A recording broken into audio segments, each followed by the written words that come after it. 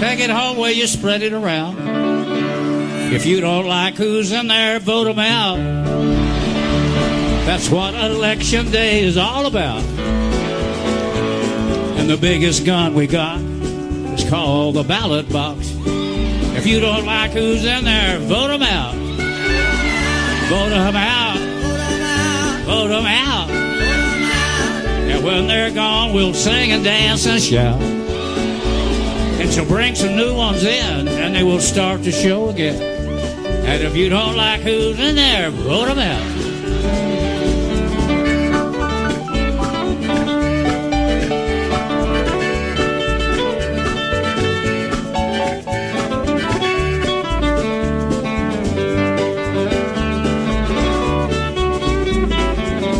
This is special programming from WBRN Radio and on the Boston Red Network.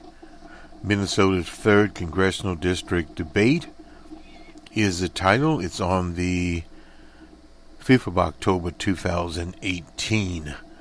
This is a race in a district, according to the local paper, the Star Tribune, that has elected Republicans since 1961. However, in presidential elections, it voted for Barack Obama and Hillary Clinton on the Barack Obama in 2008 and 2012, and Hillary Clinton in 2016. Between 2010 and 2018, the 3rd District has shifted more Democratic. We'll talk about that. It now has a moderate, so-called moderate Republican there named Erik Paulsen, and he is being opposed by Mr. Phillips, an entrepreneur, former heir to a liquor dynasty. Kind of interesting situation. The debate you'll hear is on Minnesota Public Radio. That debate was held today. Now, looking at the issues that they talked about, and there's, if elected, Phillips said that he would host open town meetings every quarter, every 3 months, provide check and balances on the Trump administration, strengthen Medicare and Social Security, and push Trump to release his income taxes. He'll fail at that one. We are a nation that has got to come together. So this is what Phillips, the candidate, is pushing. Phillips has said over and over that Paulsen isn't accessible. There's an ad about Paulsen's accessibility. We'll get to it in a minute. Looking for Bigfoot, Paulsen said that he has had numerous telephone town meetings. Now, usually telephone town meetings are, we had them, of course, in information technology, not town meetings, but they're now called webinars. Basically, and I don't think he had webinars, but is where you have audio and some pictures. This is probably all audio where people answer questions, but he's not there. He could be in D.C. or in the backwoods of Minnesota, anywhere he can find a phone line, I suppose, literally. That's why the Bigfoot ad was so effective. This race has drawn millions of dollars. One of the, here according to the local paper, I believe it was $7 million in the local paper, NPR. There, Paulsen, the so-called moderate, said he is collaborative, a bipartisan leader, citing Phillips Investments. Well, Phillips is an investor. And he made an issue out of health care to some workers. Now, the deal is Phillips had 2 or 3 coffee shops, maybe 2. And once they opened the coffee shops, the workers got health care. Now, obviously, whether they had health care or not, in this political year, he made sure that he was able to get them. Health care is a big issue, and so is DJ Trump in the state of Minnesota. And we'll look at how Minnesota has changed here from various sources. Here, it was $7 million to support the various candidates here And if we look at the congressional districts in Minnesota, the first congressional district, that was Waltz, who's running for governor, is from Cook. It's a toss-up. Inside Elections, a toss-up. Not familiar with them. From the Crystal Ball, it's also a toss-up. CNN, it's a toss-up. And Real Clear Politics is a toss-up. So it's a toss-up. In the Minnesota 8th District, it's a toss-up, toss-up, toss-up, and toss-up from all. And then we go to Minnesota's 2nd District. That is Jason Lewis. It moved the lean Democrat Ed Cook to a toss-up. Sabato is a toss-up also. And Real Clear has a toss-up. Now, Erik Paulsen is a lean Democrat at Cook. Inside Elections, a toss-up. Sabato has it as, let me get to the right one here. Cook has the Cook report. Mr. Cook has it at lean Democrat. The Inside Edition says it tilts Republican. Larry Sabato leans Democrat. CNN a toss-up, and a Real Clear channel. Real Clear Politics has it also as leans Democrat. Colin Peterson, that is Minnesota's 7th. It's a rural district. Cook has it likely Democrat. Inside has it solid Democrat. The Crystal Ball, likely Democrat. CNN, likely Democrat. And leans Democrat from Real Clear. The next, that was Minnesota's 7th. Minnesota's 6th is Tom Emmer. Everyone rates it solid Republican. Betty McCullough, that is Minnesota 4th. Solid Democrat there. And then there is an open seat in Minnesota 5. That is the Twin Cities. It's Twin Cities, also solid Democrat there. The state changing political demographics are primary drivers behind the state's unusual number of competitive races. That is from Catherine Pearson, an associate professor at the University of Minnesota. Each of the state's more competitive races are in areas whom politics has shifted in recent years. We already talked about the 8th. The 8th is a working class district in northern Minnesota. It has been traditionally a Democratic district held by Rick Nolan. He was reelected last year by a point. Now, we at the Ouija board, that is our model, powered by Cranston Analytics. We talked about some of these point or less than a point elections at toss-ups. We look to see a few of those. And in states such as North Carolina, and that have a lot of voter suppression. That's also in Mississippi, in Texas. That half point, if it's a half point race, less than 1 percentage point, it could determine the outcome. It's sort of like the Kavanaugh investigation was a partial investigation at best, very paltry type investigation. It was not really an investigation. They did not re-interview Dr. Ford, nor did they interview Kavanaugh. They just took the congressional hearings and ran with those and interviewed a few people, restricting the senators that could actually see the report or read the report in a room. A lot of Star Chamber type activity there. And Senator Meacham, who decided to endorse Kavanaugh, an opportunistic move, he is a quote-unquote moderate or conservative Democrat from the state of West Virginia. So he is one that came out, Senator McCoskey of Alaska, pushed by the Native Americans there that represent a majority of her voters. She is going to vote no. Susan Collin, who is not, she is not in Maine, is not going to be up for election until 2022, not even in 2020. So she was just reelected.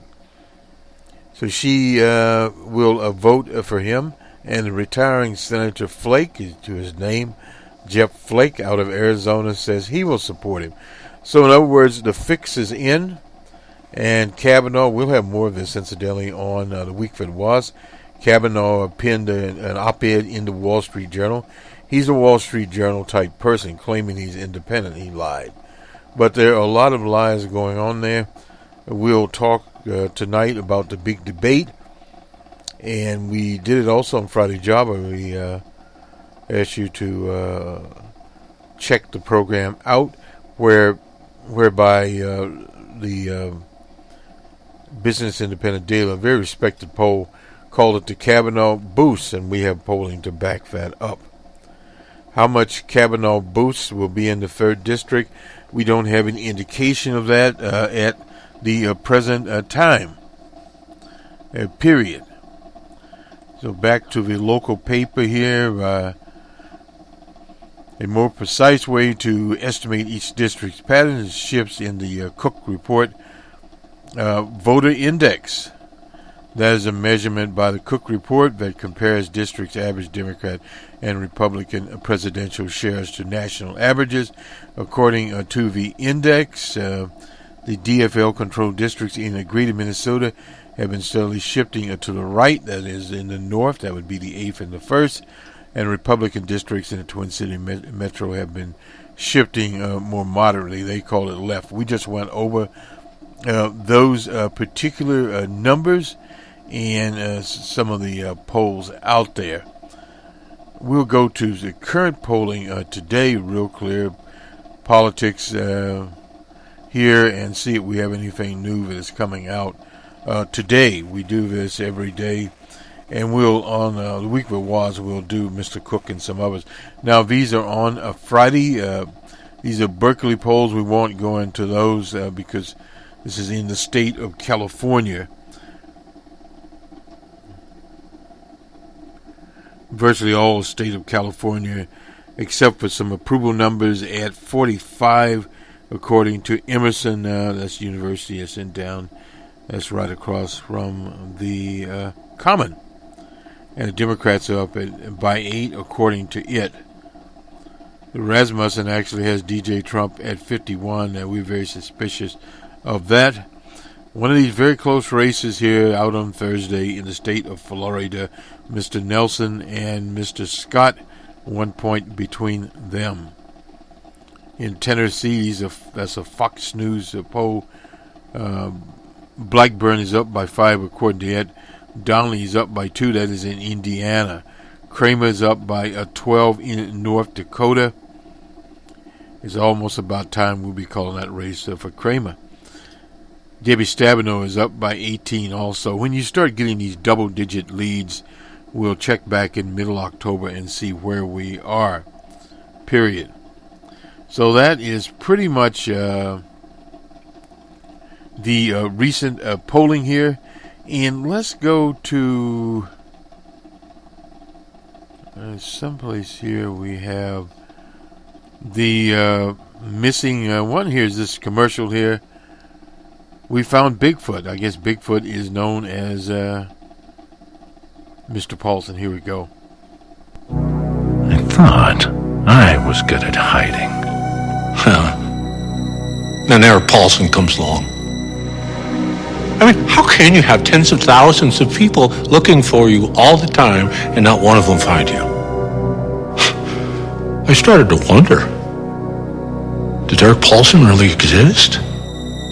I mean, where's the proof? Some blurry photo taken from miles away? I had to know, so I had to come up with a plan. Paulsen takes piles of money from Big Pharma and votes to erode essential healthcare protections. So, the most likely place to find him is at a big pharmaceutical company. And that's where I went. I was prepared to stay there for weeks.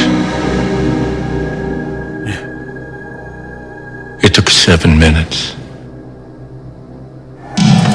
I was so shocked when I saw him walking by, I almost dropped the camera. But I got it. Visual proof. So take it from me, Bigfoot. Erik Paulsen really exists. And this is Phillips for Congress here. Interesting situation. We'll have to link this particular commercial here to it. Let's get to baseball. I figure that's kind of odd, but to bring the games up here, as many know, we're avid baseball fan. This is a game 1 here. The Astros launch a 3-run home run in game. Wait a minute here. In game 1. Here we had Jose Aleve, I guess it was a 3-run homer. This is the bottom of the 7th. Astros are 5-2 over Cleveland. So the afternoon game is going on there. And let's get back and line up these games that'll be coming along later today. And we'll get to that game here shortly, as soon as we're finished up here, which will be very, very quickly. Now, the later game, the Rockies and Brewers, it is tied in the top of the third, 0-0. And later, and let's see, about 7:30 or so, the Yankees will be playing in Fenway Park. And the Atlanta team, the last game will be at about 8:30 Eastern Time in Los Angeles. So that's the lineup for the games. We came in here with Mr. Willie Nelson, vote him out. And now we go to the debate. It was on the Minnesota Public Radio between the incumbent, Mr. Paulsen, and the challenger, Mr. Phillips. Good day, and we'll see you on the week that was. Incidentally, we have a Numbers Man program. That's our macroeconomic production that we do with Cranston Analytics. That'll be coming up on Saturday. And let's see, Saturday morning, actually, we have the week that was. And we have an open source report. So we're busy as little bees around this weekend. Good day. Republican Erik Paulsen is the incumbent. He was first elected to the suburban Minneapolis seat in 2008. He's a former Republican majority leader in the State House and serves on the Ways and Means Committee and chairs the Joint Economic Committee. He's being challenged this year by DFLer Dean Phillips. This is the first time he's run for office. He's the former CEO of his family's Phillips Distilling Company and currently owns Penny's Coffee, which has 2 locations in the Twin Cities. He has also served on the boards of several nonprofits. Gentlemen, thanks both for being here. Good to be here, Mike. Thank you, Mike. And I'll tell you, we won't have a lot of rules today. We just want to be sure that you each have a fair chance to address the issues and say what you want to say. And because you're running for the House and not for the Senate, I would ask that you please don't filibuster. We won't take any calls, but I did ask people to send me questions over the past few days, and I hope to get to as many of them as we can. I wanted to start with what you and groups who support your campaigns have been saying on TV, because ads are the way that a lot of people are tuning into this campaign. First, Congressman Paulsen, let me ask you, what difference does it make whether or not Dean Phillips provided health insurance to his employees at Penny's Coffee? Well, number one, it's an area where Dean's been a hypocrite. He said healthcare is a moral right, and we've clearly pointed out, and it has been fact-checked by KSTP, by WCCO, and by CARE 11, that claim that he claimed healthcare is a moral right, but yet didn't provide it for his own employees at Penny's at Penny's Coffee, was a lie. And so that was fact-checked to true. So we're pointing that out and making it clear. Dean Phillips? Respond? Well, Mike, I got to say, I'm amazed that the congressman would start this debate with that contention, because CARE 11 and WCCO both said the same thing, which is that is false, and you know it. I have provided health care to every single full-time employee at every organization that I've ever managed, that I've ever built. And if the contention is that when I was interviewed by Forbes magazine and the Star Tribune as we opened our first coffee shop, our only full-time employees were the 3 business partners, all of whom had health care outside of the organization. We have always provided health care, and you know that to be the truth. And what I think it's time for our country to recognize that we protect consumers from false and misleading advertising. The FEC does not protect voters from false and misleading advertising. And Congressman, your advertisements are false. You know it. They've been fact-checked. And I invite anybody listening to go to KARE 11, go to KARE 11 and go to WCCO TV and watch their fact checks. Right, they both indicated that contention was false. So just to be clear, that's actually a lie, because WCCO, KSTP, and KARE 11 all fact-checked that claim on providing health care as a moral right, but didn't provide it to your own employees was actually true on that claim. But and clarified that was the case. Isn't the issue in the campaign, though, what is Congress going to do for people's health care? And I want to ask both of you, what would you do to make health care more affordable, more available to the people? Well, absolutely. There are solutions to this that we will be talking about. But I do want to go back to one other thing, is that if, as you said to Forbes or to City Pages or the Star Tribune last year, if you were providing health insurance, you don't have to take our word for it in the ads, why did you tell them you weren't at that point? Because you said you weren't. Because we had no full-time employees. And when did you hire your first full-time employee? When we started providing health care. And what was the date? What was the date of that? Because that's the key. What was the date? Right. If I might just say that there's a great irony to this conversation in that I've spent my entire career building businesses, providing jobs, providing health care to every full-time employee, serving on the boards of health care providers in our community through our family foundation, ensuring people who don't have health care, because of a lot of policies that you've implemented, trying to do so. The fact that you, who has voted so many times to strip the ACA, to repeal the ACA, and make it harder for people with pre-existing conditions to achieve health care is perhaps the greatest form of hypocrisy I've ever known.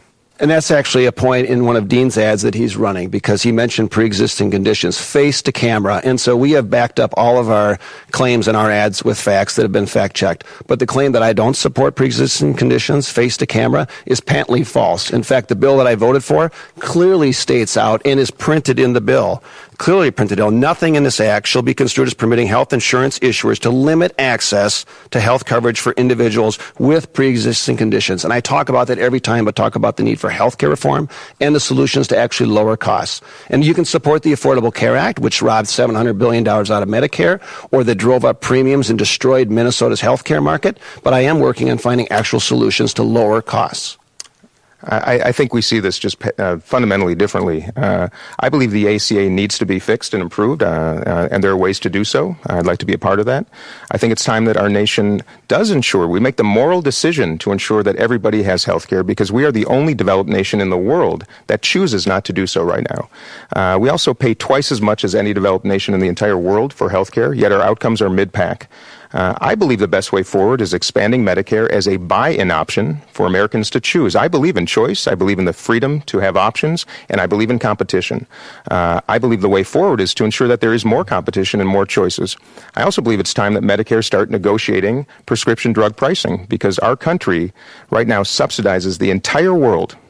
Prescription drug pricing. We could save up to $230 billion over 10 years, Mike, if we simply mandated that Medicare negotiate pharmaceutical pricing. Last but not least, what we have to start talking about in this country is the cost of care.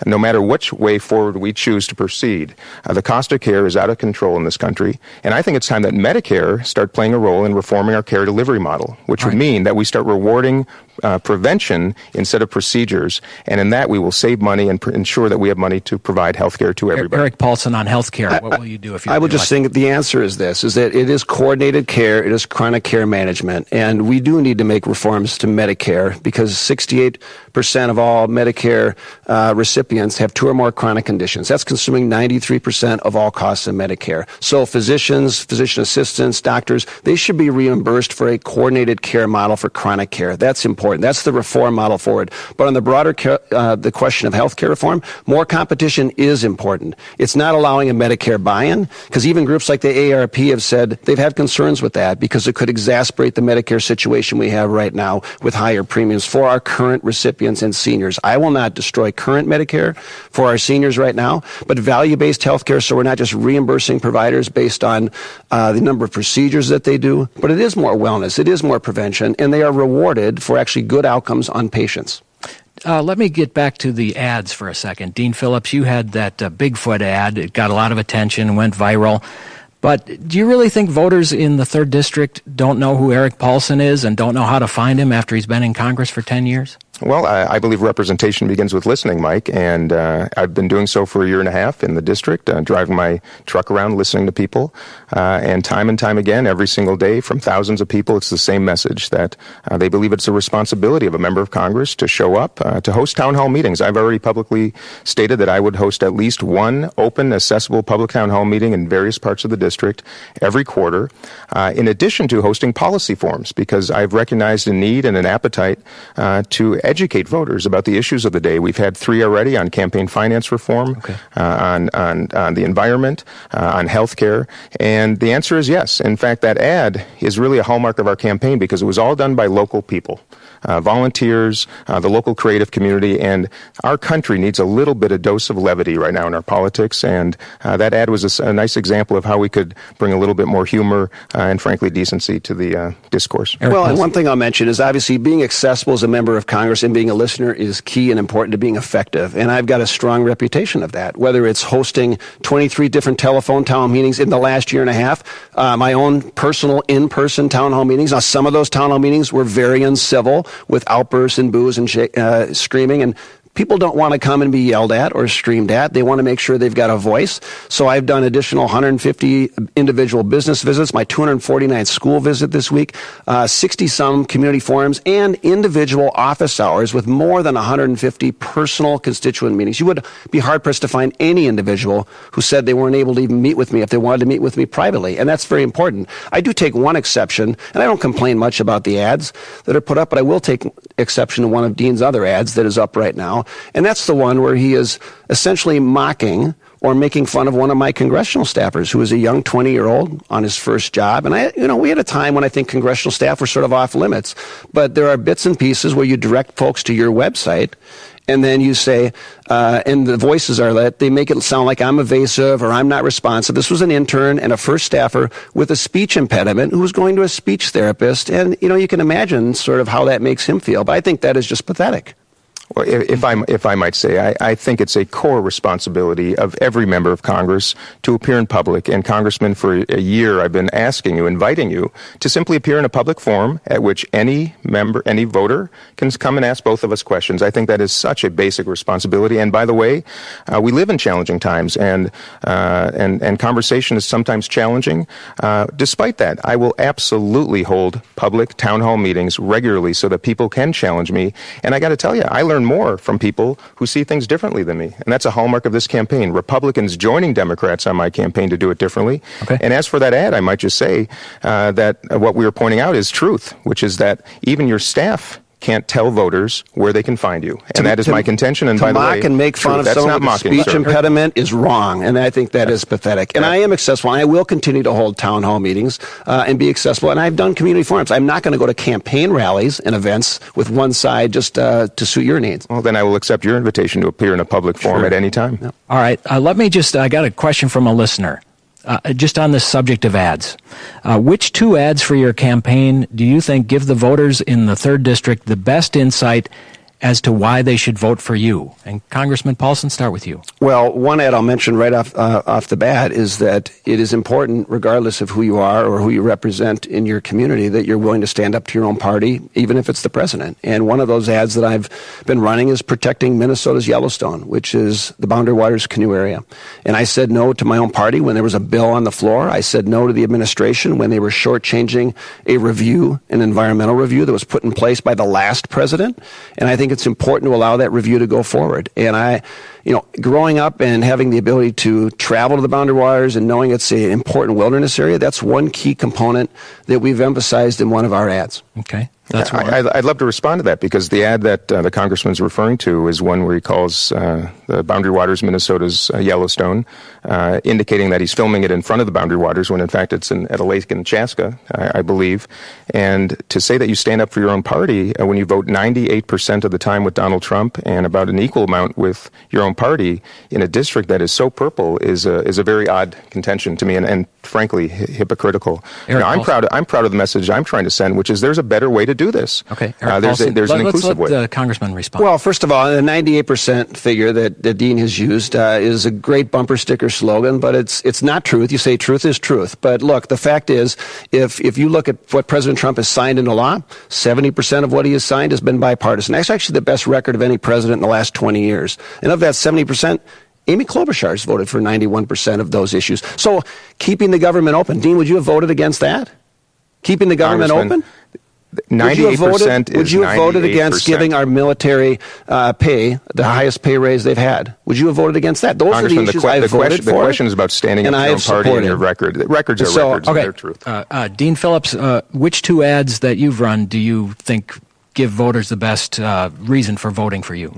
I believe my first ad, the Bigfoot ad, is a hallmark of our campaign because we're showing that the political nonsense that is littering our airwaves that has got to come to an end. That's an example of at least using a little bit of humor, which I will bring to this discourse. And I intend to show that we can do this differently and we can do this better. Principle over party, the collaboration that we have lost, and the hallmark of this campaign and my slogan is everyone's invited. It's a different way of doing it. Some recommended against doing it. But Republicans joining this campaign, joining Democrats, independents, even libertarians, and sending that message through our advertising. The sad truth is that when you're subject to about $8 million in atrocious, misleading, and false attack ads, I have a responsibility to share some truth.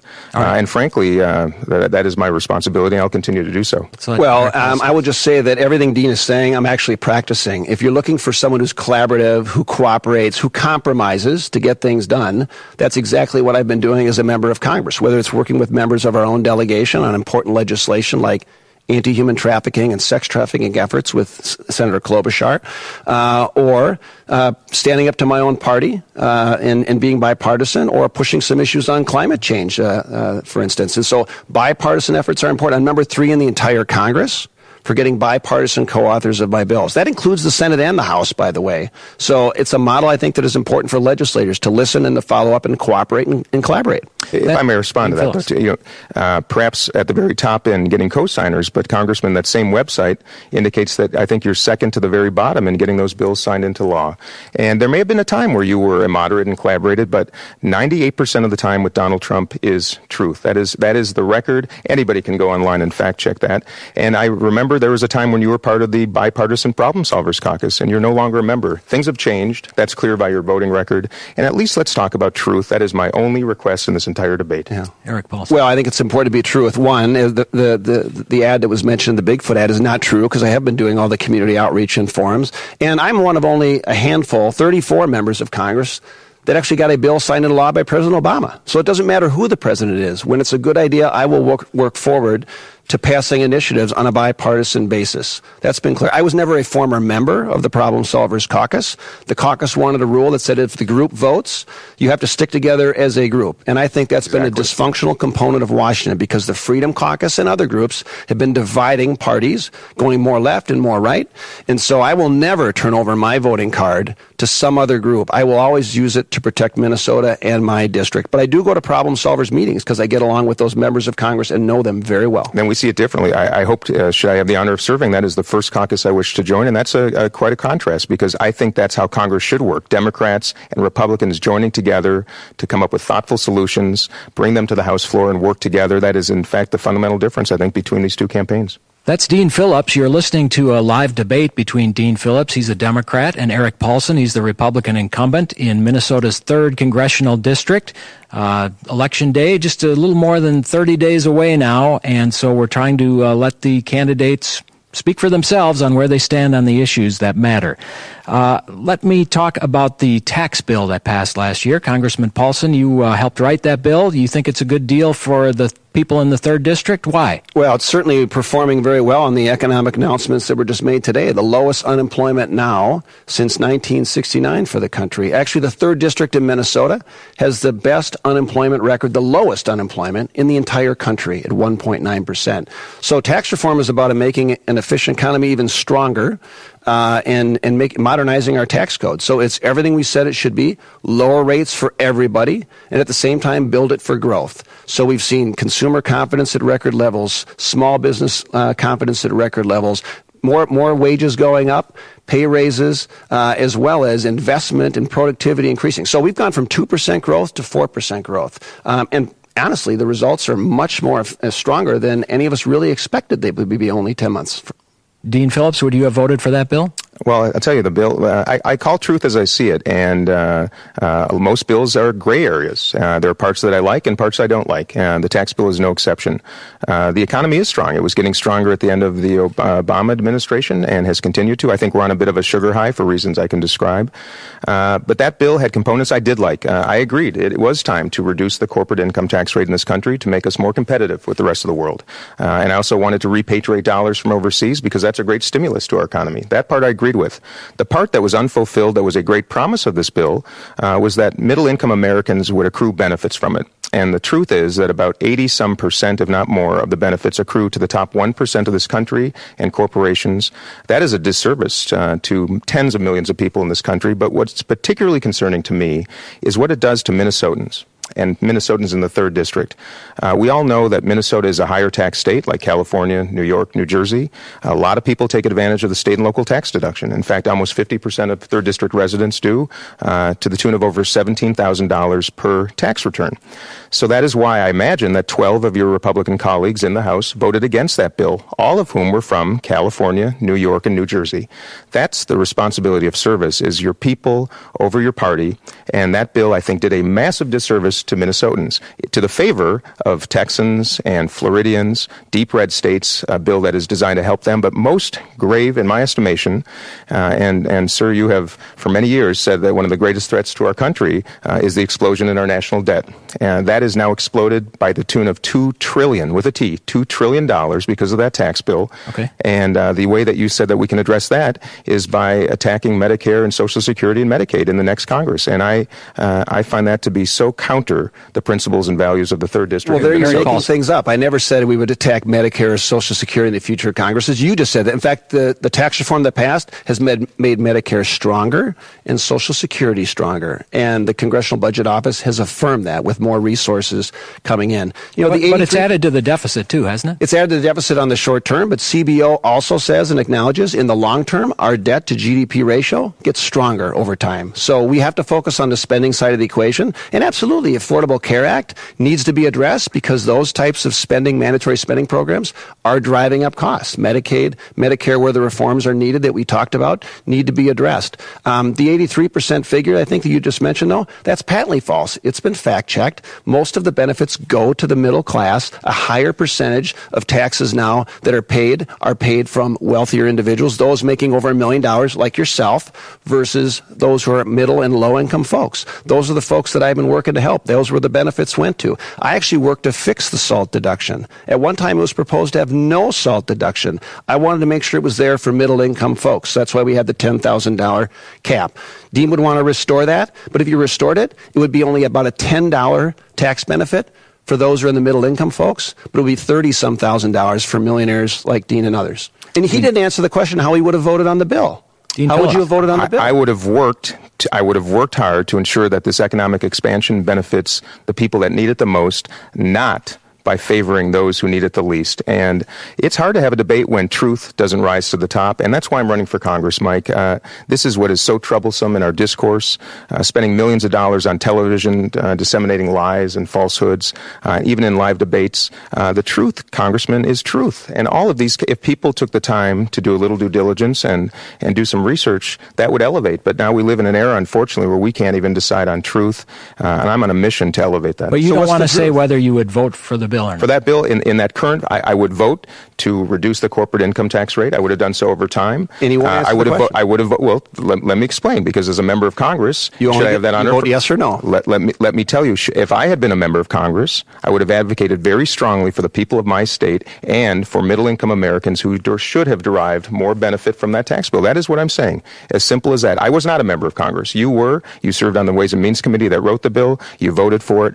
I would have said that I would have argued very, very strongly for more accrual of benefits to middle-income Americans. That is truth. I was not there to vote on that bill, and I think it would have looked different had I had that opportunity. And I worked to change the bill, including medical expense deductions, SALT deductions that were put in the bill to help middle-income folks, lowering rates for everybody. And Dean still won't say where he would on the vote. But he did say it was disgusting, it was awful, it would be an easy vote to vote no. But now he won't say where he would vote. In fact, he won't say if he will vote to repeal the bill. As Nancy Pelosi has said, that's the first issue. If we're in charge as Democrats, we will vote on the House floor, is to repeal that. How would you vote on that, on the repeal? Mike, if I might say, what I said is disgusting is the accrual of 80-some% of the benefits to the top 1% of this country, and I stand by that truth. But the other fact of the matter, let me just say, though, but the other fact of the matter is that the tax bill that you wrote and voted yes on is resulting in income tax increases for a lot of Minnesotans, thousands of Minnesotans. Do you agree with that? Do you agree that thousands of Minnesotans have had their taxes cut? There are winners. The vast majority. There are some winners and there are some losers, and the losers are across socioeconomic spectrums, and that's truth. And I speak with them every day, and you know that to be the truth. That is a tax increase on thousands of people in our state, and I would have done differently. So you would have voted no? Congressman, let me just ask, you've mentioned Medicare and Social Security. Would you pledge to protect those programs in terms of the benefits they pay to people who depend on them, or are changes needed that would cut into benefits to keep the programs financially solvent? We need to make sure that we are protecting and preserving both Medicare and Social Security for our current seniors and future retirees, both on Medicare and for Social Security. I would hope that as Ronald Reagan was able to work with the Democrat Congress bipartisanly, that we will be able to find solutions to those types of issues. It will have to be bipartisan. On the Medicare front, that's why I've teamed up with Senator Ron Wyden. He's a pretty liberal Democrat from the state of Oregon, but we have teamed up for Medicare reforms for a better care, lower cost bill, which we've introduced several times, which we have pushed for reform within Medicare. It would actually save many, many billions of dollars without providing cuts. It's always the false choice of slashing benefits or cutting payments to providers. It doesn't need to be that way. We should be focusing more on health care rather than just sick care. And we can protect and preserve and save and secure those programs for future retirees. So are you saying that benefits won't be cut? Benefits will not be cut, and they shouldn't be cut for folks. Okay. Dean Phillips, would you pledge not to cut benefits? Not only would I pledge not to cut benefits, I'm on a mission to ensure that our retirees, people who've worked hard their entire lives, that we return the favor to them and ensure that they are protected in their retirement years, the most underserved, disadvantaged people in this country. We are the most prosperous, successful country in the world's history. And I believe we are a country that has more compassion, more heart, and more ability to do better by more people, economically and otherwise. I would pledge to strengthen Social Security, to strengthen Medicare and Medicaid. They are the most successful programs in this nation's history, and Social Security, the most successful anti-poverty program in the world's history. And I think we can do better. And I want to. That's why I will join the Problem Solvers Caucus, Democrats and Republicans who have pledged to work together. They already have solutions to many of these challenges. And if leadership structures in both parties would afford the opportunity to have some of that heard on the House floor, I think we can get some work done, and I cannot wait to be a part of it. And I should just mention also on the Medicare front, Dean, you opened up today with saying you're in favor of a Medicare buy-in. Now, that is a risky scheme for current Medicare recipients. And I don't know what that plan is, what it would cost, what the impact is, but you haven't shared those details. But it goes down the road to Medicare for all and strains, whether it's deficits for our country or whether it's putting current benefits at risk that seniors do receive. And I see that's the fact. I see it just the opposite. The plan that I like the most right now is one called Medicare Extra. It's a thoughtful plan that's been issued by the Center for American Progress. And I think it's just the opposite. The notion of buy-in is that we're not handing out free health insurance to people. It would be a buy-in option, simply to provide more competition with private insurers, which I think in many parts of this country we should all agree is necessary. It's a plan that is easy to understand, it works well, and furthermore available to all people in this country as an option. That should be favorable to members of both parties, and that is a solution that we can work towards. And by no means would I ever favor any program that could make it more challenging for those currently receiving Medicare. We should do just the opposite. And I think the way forward is to offer a buy-in, and that's the important phrase, Mike, is a buy-in, to be able to purchase Medicare at any age and any phase of your life, and strengthen Medicare so that it can have more negotiating power. And the fact is, just pharmaceutical pricing alone, We subsidize the world's pricing.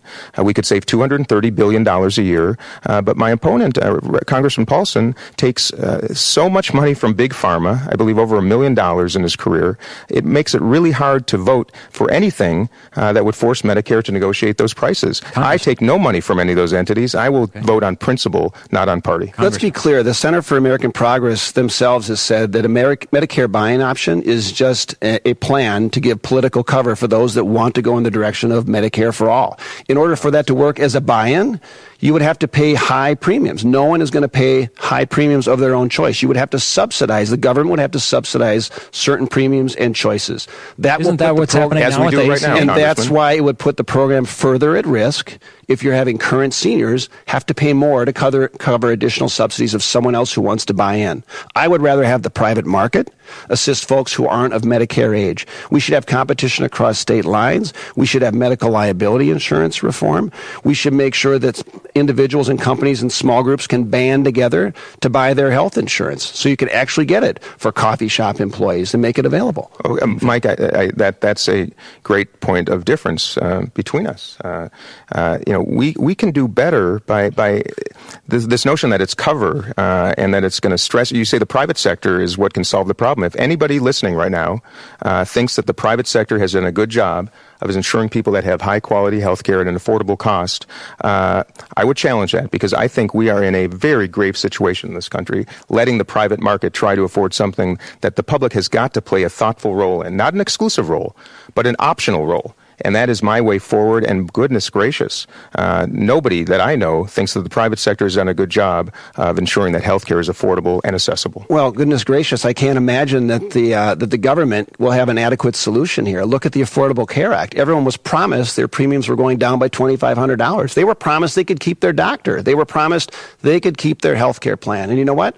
We found out none of that was true. None of it. It screwed up Minnesota's health care. We were one of the top 4 states for seeing our insurance rates double recently. It's still a pocketbook issue for families and individuals and small businesses alike. It's something I hear about all the time. When you got high deductibles, high premiums, you get an insurance card, but you don't have insurance. So what are you going to do about that? 20 million more Americans now have health coverage because of the ACA. And for the first time, people with pre-existing conditions are protected. Those are great benefits. I will be the first to say that the ACA is imperfect. There's no question whatsoever. I agree. There's a thoughtful way forward, and one of the first things I would do, should I have the honor of serving, is fixing the ACA. But the progress that it made, the steps in the right direction, including some baby steps to rewarding prevention instead of just procedures, are exactly the way forward. We've got to do better, and we've got to do so via collaboration. Adherence to party versus principle is why we're in this quagmire. One last word, Congressman. I completely agree, and that's why I've been pushing health care initiatives and solutions on obesity and genetic counseling issues that are very bipartisan that can tackle this. And look, we have tried to fix, and Dean accuses it of sabotage. But when you have high deductibles, why shouldn't you allow health care savings accounts to be able to pay for some of those high deductibles that people are facing right now? That's a remedy. That's not sabotage. And that's HSAs, not hurting as most the people ACA. know, those are wonderful for people of means who can afford their insurance. It is not doing anything to help those that are struggling so mightily. The people who They mostly are used for middle-income folks. Congressman, who are one illness away from bankruptcy. The people who tell me almost every day that they can barely afford their medications. My goodness, we have got to do better. We've got to collaborate, and we've got to come up with ideas. No party has a monopoly on ideas, and that's what I'm offering. Yep. Okay. Let me move on to another question from a listener. And this was Congressman Paulsen. Why not force President Trump to release his tax records, especially after the story in the New York Times this week that raised all kinds of questions about how his family used their taxes over the years? Sure. Why not require him to release his taxes? Well, a couple of things. Number one, there was the story that came out by the New York Times or someone recently on some of that. Law enforcement always has the ability not to go to Congress or go to the Ways and Means Committee, but to go to the IRS. The independent counsel that's in place right now, Mr. Mueller, he's got complete authority to subpoena tax records. So that's not something we can do. In fact, we are only allowed, or I should say the chairman of the Ways and Means Committee is only allowed to look at tax returns for the purpose of looking at how tax law works. It is a privacy issue. We are not allowed to release tax returns. We are not allowed to do any of that. And that's been pretty clear with what the attorneys of the committee and of the House have advised. And it would be halted. And law enforcement has that ability, and the independent counsel has that complete authority. Couldn't Congress pass a law that required any presidential candidate to release his or her tax forms when they're running? I'm sure that could be true, as we have financial disclosure agreements, right, that are put in place for all of us, whether you're running for president or for Congress. I mean, Dean had to submit his public disclosure records just as I did. I mean, he delayed releasing them from May to August, but the president has to release those as well. So that's all for the public to look at, and that's open. Sure, the law could be changed, but right now the law is protect the privacy of any individual, and I think the president should release them. He said he would at one time. He should release them. Well, if I might say, the congressman says, Mike, that Congress could do that, and that's another example of could, should, might. If I were a member of Congress, that is exactly what I would do. I think every president of the United States of America should be forced to release his or her tax returns. Without transparency, without truth, how can we move forward? And the answer is, if you're asking me, I would absolutely endeavor to ensure that exists, and Congress can do that. They should do that. When I serve, I will make a point of it. If Democrats take over the House, what will happen? Will it be nonstop investigations of the president and nothing get done? Mike, I'm endeavoring to serve in Congress because I'm so appalled at the leadership of both parties. And I'll say it again, the leadership of both parties really disappoints me. There is a better way to do this. I've spent an entire career collaborating. Nobody has a monopoly on ideas. I don't want to be an obstructionist. I do believe that our nation is best served by having a check and balance on the executive branch. In fact, most Republicans agree with that. That's how I would serve. I don't want endless investigations unless they're warranted. And my goodness, are some investigations warranted right now? And others, probably not. But I don't look at this through the lens of a party or through partisanship. I look at it as what's in the best interest of this nation. And obstruction is not what this is about. A check and balance is what it's about, and right now we have none, with one of the most dangerous and reckless administrations in this nation's history. Erik Paulsen. Well, I think Dean's playing into the hyperbole of what a lot of Democrat activists talk about. They want investigations. They want impeachment trial. They want all that going on. I think that chaos is not what the public in general wants to see. We have enough division that's there right now. And look, I mean, you can require the president and change the law to release his tax returns. You'd have to pass it and get the president to sign it. But should members of Congress or folks running for Congress release their tax returns? Would you release your tax return? Should I release my tax return? That is another issue. And so where do you stop? Where do you draw the line? I'm fine with it. How do you, Congressman, let me ask you. So you would release your tax returns? I vote to do that. How is Congress done on overseeing this administration? Well, Congress has an important check and balance. I think the most important check and balance is, one, making sure that the sanctity of our elections is secure. Investigations from the Intelligence Committee in both the House and the Senate going on. But most importantly, the independent counsel that was appointed. For me, and I was one of the first Republicans that said we need an independent counsel, when the FBI director was fired, the FBI is the neutral law enforcement arbiter, and that's the time to appoint an independent counsel. That investigation is going on, and they will get to the bottom of anything that's happening. It's still continuing today. Let me turn to another question from a listener who asked about gun control. It's been a year, just a little more than a year since the Las Vegas shootings. Should the federal government pass any new gun laws? Congressman, start with you. I think there are new gun laws that we can pass. We've passed several this year that enhance background checks to making sure you've got better information for domestic abuse that are getting put into the background check system. Your background check system is only good as the data that you have in it. We also lifted the ban on gun violence research by the CDC and others. That's important to do. But I think we can go a step further as well by having what are referred to as gun violence restraining orders. And it's one of the reasons why I got together with Ted Deutsch. He's the representative that represents the Parkland community where the tragedy happened also not long ago. And we came up with the concept of, at a federal level, having gun violence restraining orders. So if tips are given and someone thinks, a family member or a friend or someone is going to be a threat to themselves or to society, to others, they can actually have law enforcement step in, confiscate weapons, And you can have due process, you can have probable cause. It's worked in a handful of states that have implemented them, Republican states as well. And so some groups don't like that, but I think it is an appropriate response and the direction to go, not only to prevent tragedies, but also prevent a lot of suicides. And that's been a driving epidemic as well. Dean Phillips. Well, I think we should point out, in fact, I just recently, the NRA elevated Congressman Paulsen's grade from an A- to an A. My grade is an F, and by the way, I'm a firearms owner myself. Congressman Paulsen has taken over $20,000 from the NRA. Congress has done almost nothing, and everybody listening knows this, over the course of Congressman Paulsen's 10-year career in Congress to make our neighborhoods, our schools, our streets, and our country safer from gun violence. And I talk about gun violence prevention, not gun control. I talk about gun violence prevention. There are 5 steps, common sense steps that this nation can take with a thoughtful Congress and a thoughtful administration in place, starting with universal background checks. Just about every Democrat and Republican in this country agrees we need them. Why we don't have that is unbelievable to me. We also, I believe, should return to the notion of an assault weapons ban. We do not allow hand grenades, bombs, automatic weapons, or bazookas on our streets. Why our nation allows weapons that cannot cause mass human carnage in a matter of moments on our streets is something that I think we have got to take a serious look at. We also are a nation that should ensure that every public school has robust mental health professionals on staff to take care of our kids at the youngest ages. I do not understand why we have not made those investments so that we would save lives and money down the road. We need anti-bullying programs in every school because we all know how many young children are being bullied and what results from doing so. And Congressman Paulsen said the CDC can now study the issue, but the Congress has not afforded $1 to allow them to do so. And by the way, when we had a growing highway fatality crisis in the 1960s and 70s, our nation came together and looked at the reasons why, made propositions to Congress on how we could solve it, and we didn't ban cars.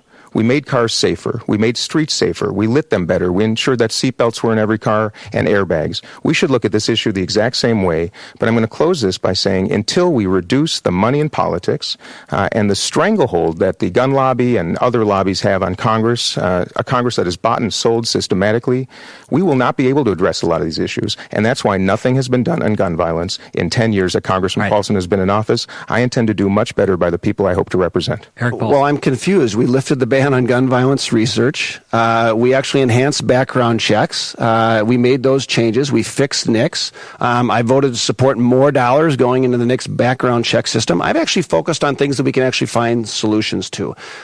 We have a constitutional right to bear arms. Now, you can say you want to get rid of that, but don't be dismissive of it, right? And so that's been the polarization that has happened that has prevented progress on a lot of these issues. So the ones that I've focused on, we've gotten some done across the finish line, but bipartisan support, I think, will lead to gun violence restraining orders. So we're making progress, and that's a response Congress, some of us are trying to take. All right. But this is really important, Mike.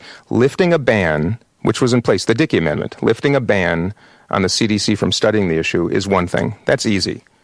What Congress should have done and should do, and I hope to encourage once I have the honor of serving, is to mandate that they do so and afford resources to do so.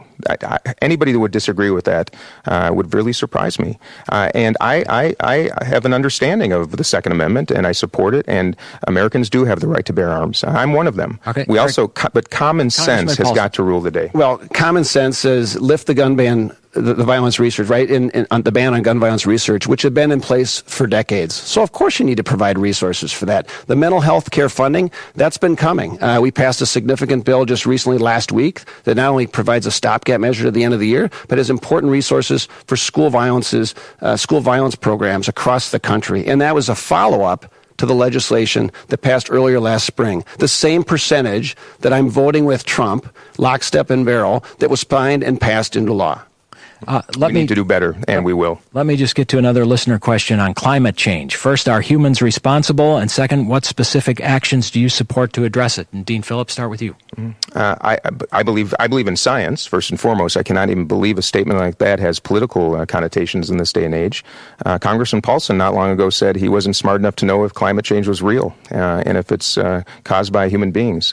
I believe that human beings are playing a role. And I have some thoughtful solutions because right now, again, Congress Congress has done nothing to address what I consider to be one of the foremost challenges not just our country faces, but this entire world.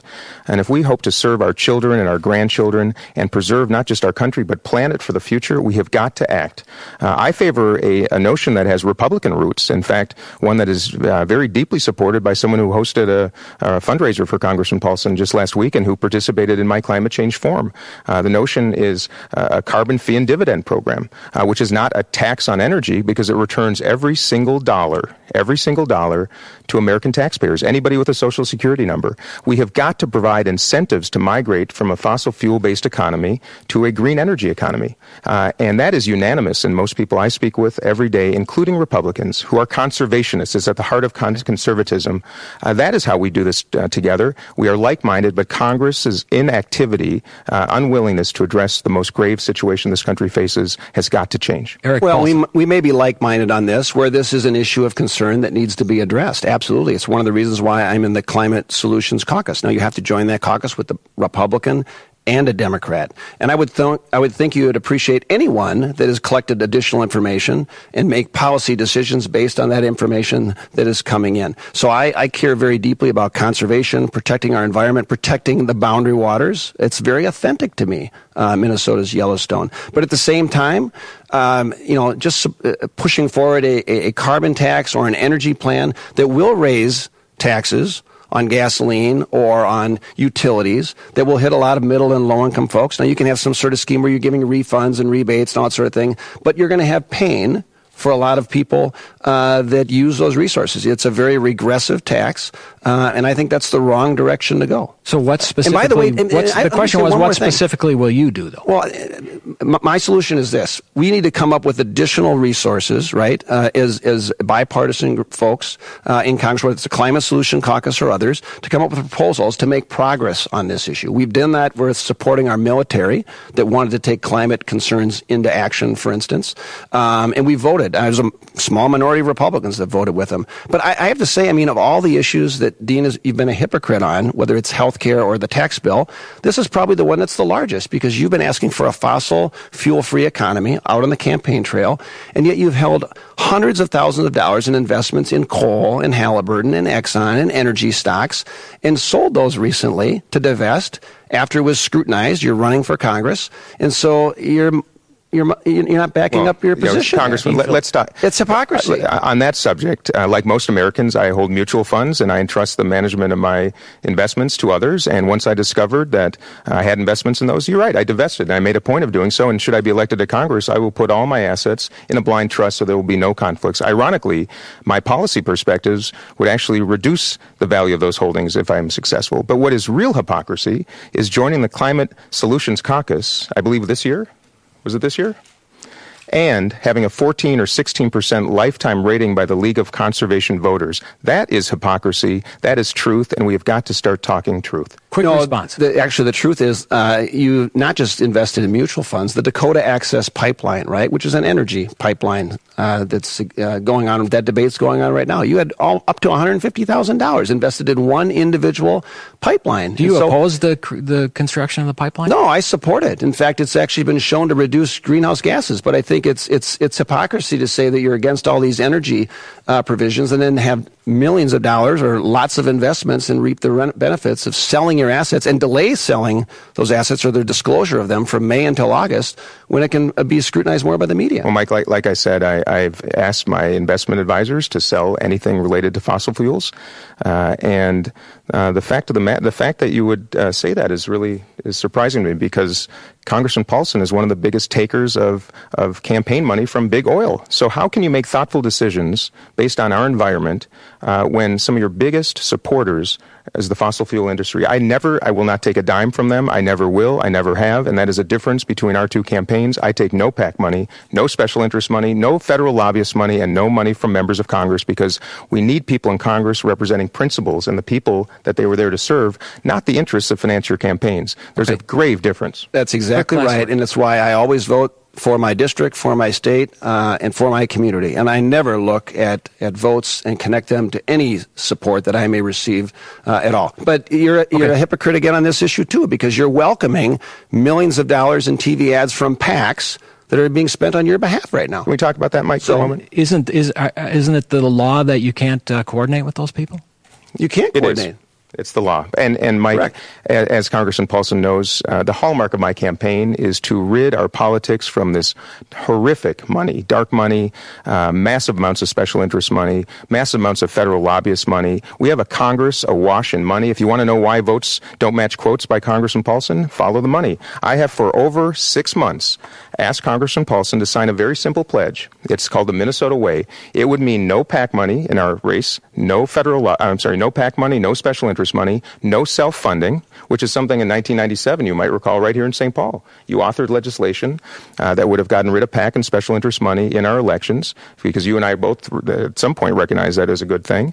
Also, it would disavow all the outside spending which is financing a lot of this miserable advertising that all of us hate to see on television. In 2016, Congressman Paulsen asked Terry Bonoff in a live debate to sign that very same pledge that I'm now offering to you. And the third component is simply showing up in public 2 times per month in a public forum to face voters and listen to their questions. What part of this do you disagree with? Well, the part I disagree with is it's hypocritical. I oppose the hypocrisy that you have. What is hypocritical about getting rid of PAC, special interest, self-funding, and outside spending, and showing up in public twice a month? This is what element? This is what's hypocritical. One at a time.